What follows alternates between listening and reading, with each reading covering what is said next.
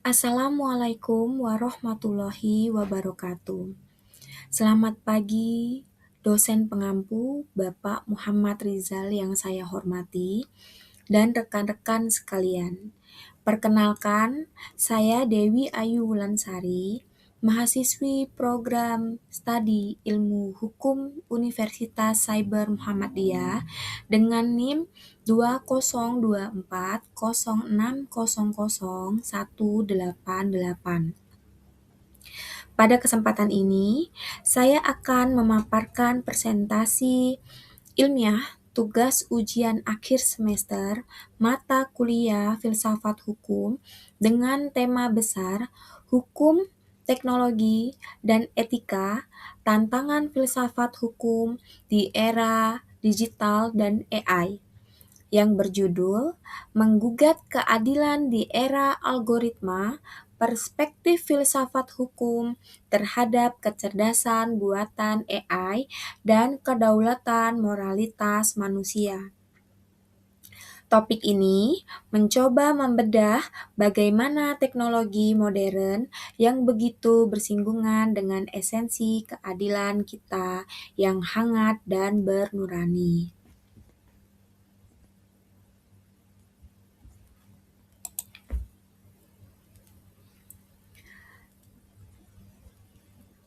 Mari kita mulai pembahasan kita dari bagian pertama, yaitu pendahuluan.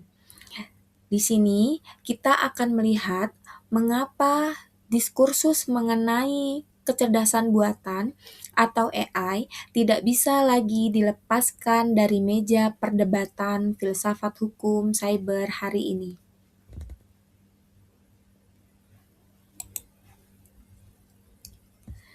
Rekan-rekan sekalian, dunia hari ini tidak lagi hanya membicarakan hukum tertulis yang statis di atas kertas. Kita sedang hidup di bawah bayang-bayang algoritma. Penilaian kelayakan kredit kita, seleksi berkas administrasi kerja kita, hingga prediksi tingkat kepatuhan terdakwa di ruang peradilan modern kini didelegasikan kepada baris kode pintar.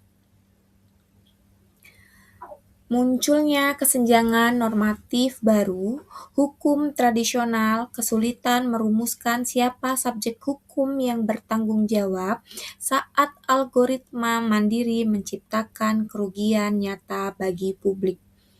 Filsafat hukum hadir bukan untuk menghentikan teknologi, melainkan untuk meluruskan nilai-nilai keadilan agar tidak tenggelam demi efisiensi teknologi semata. Namun, lompatan ini membawa ancaman yang dinamakan regulatory lag. Secara visual, teknologi melesat secara vertikal eksponensial. Sedangkan hukum kita merayap lambat secara horizontal linear, melewati perdebatan birokrasi politik yang lama.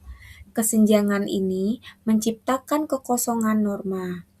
Filsafat hukum dituntut untuk hadir menjawab pertanyaan mendasar.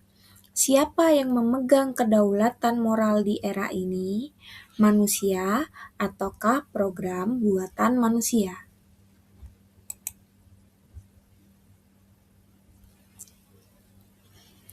Jika kita bedah melalui kacamata filsafat hukum, khususnya menggunakan klasifikasi nilai hukum Gustav Redburs, hukum harus menyeimbangkan 3 hal.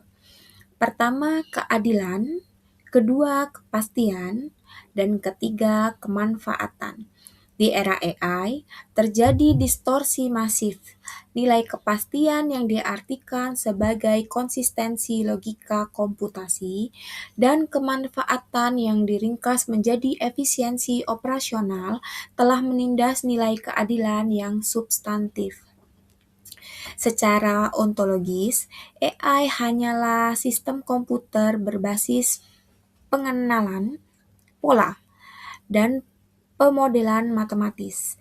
AI tidak memiliki kesadaran moral ataupun nurani.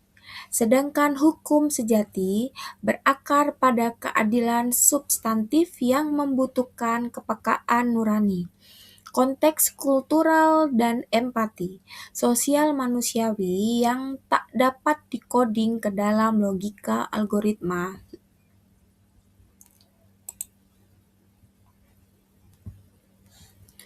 Memasuki aspek epistemologis, kita dihadapkan pada ancaman nyata yang disebut the black box problem atau masalah kotak hitam. Model kecerdasan buatan modern sangat kompleks sehingga bahkan penciptanya sendiri tidak bisa melacak secara utuh bagaimana keputusan tersebut diambil. Hal ini meruntuhkan asas keadilan prosedural di mana setiap warga negara berhak atas penjelasan rasional mengapa haknya dibatasi. Salah satu hambatan utama AI adalah sifatnya yang opaque, tidak transparan.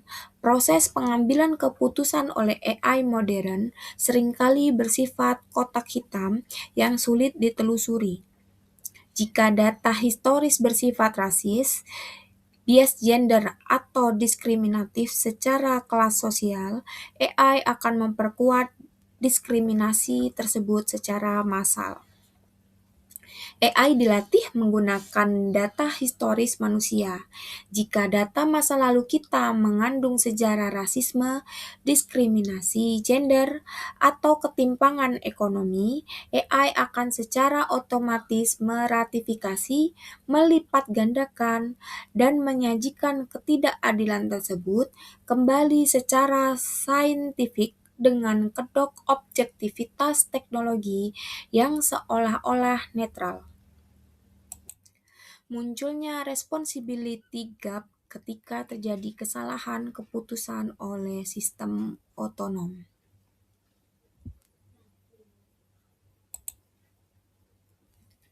Selanjutnya, mari kita masuk ke bagian kedua, pembahasan utama.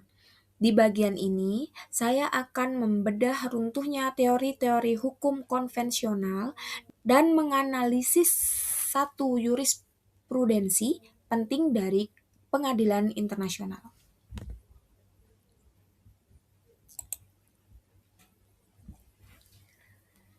Bagaimanakah mazhab filsafat hukum merespon hal ini?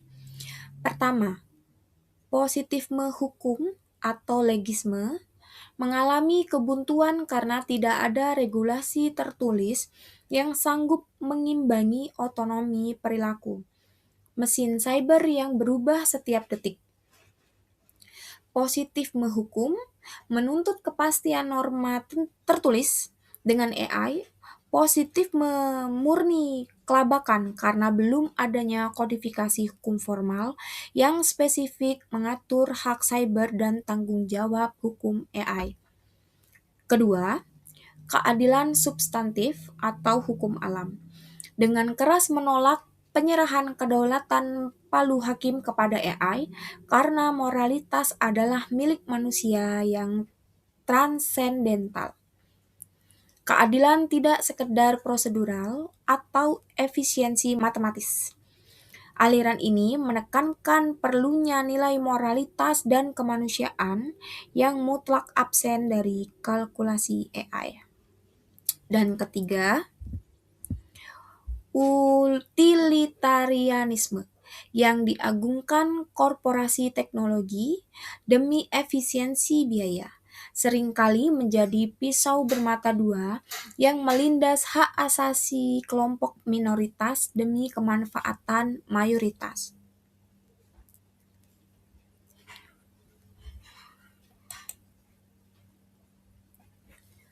Untuk mempermudah pemahaman kita, mari kita bandingkan secara head-to-head karakteristik penalaran hakim dengan kalkulasi sistem AI pada tabel di layar. Dari aspek basis keputusan, hakim manusia menyandarkan diri pada hati nurani dan moral, sedangkan AI bertumbuh pada probabilitas statistik murni. Secara akuntabilitas, hakim manusia bertanggung jawab kepada Tuhan dan publik, sedangkan mesin tidak memiliki kesadaran moral untuk merasa bersalah. Ketika undang-undang mengalami kebuntuan, hakim mampu melakukan penemuan hukum, sedangkan AI akan mengalami kegagalan sistem total karena kasus baru tersebut tidak ada dalam data set pelatihannya.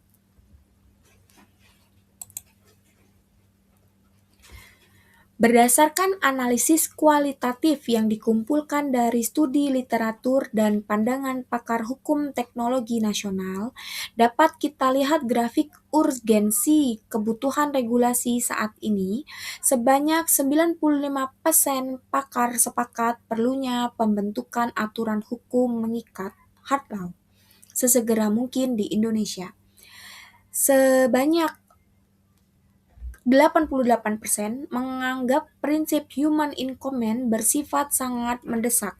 Sayangnya, kesiapan regulasi hukum positif kita hari ini masih dinilai sangat rendah, yakni berada di angka 15%. Ini adalah kesenjangan besar yang harus segera diisi oleh para pembentuk hukum kita.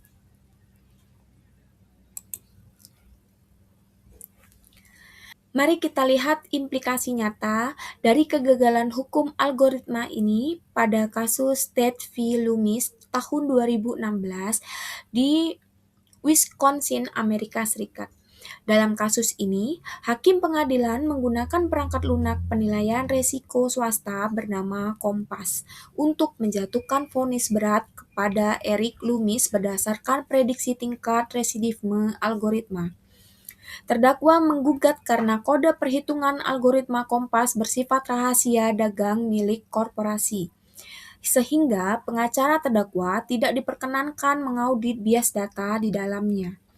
Mahkamah Agung Wisconsin akhirnya menetapkan jurisprudensi penting.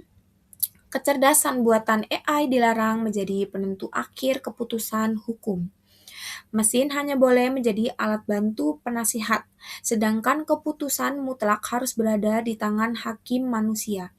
Doktrin inilah yang kita sebut sebagai human in common.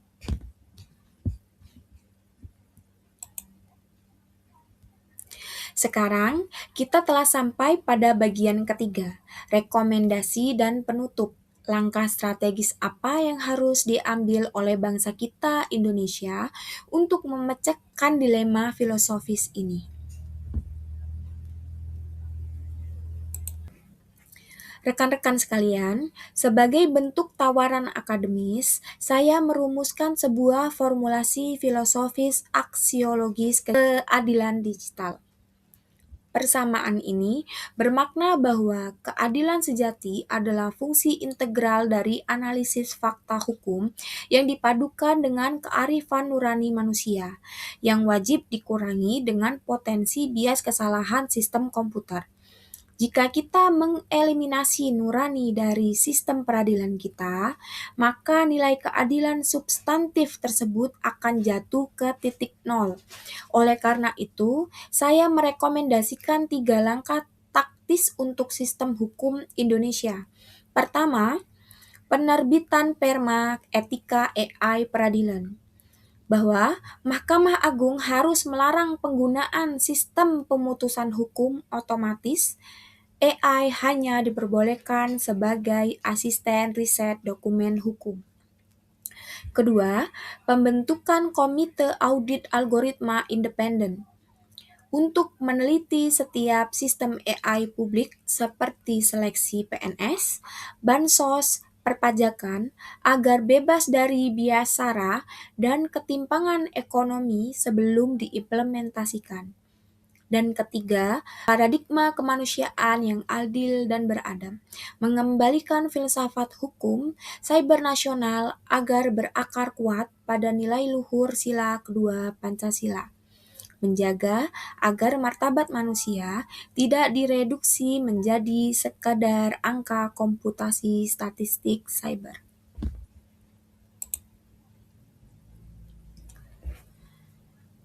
Sebagai kesimpulan akhir, kecerdasan buatan AI memang menawarkan efisiensi tanpa batas, namun ia tidak akan pernah memiliki integritas moral.